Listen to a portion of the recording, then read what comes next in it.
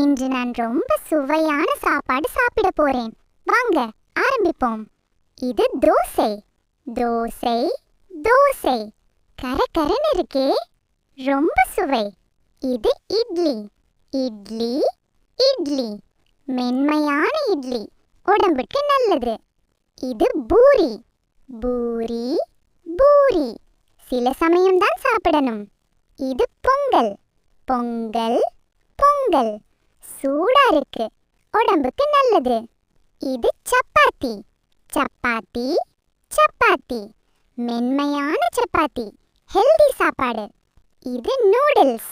Noodles noodles நீளமா இருக்கு, அதிகமா சாப்பிடக்கூடாது.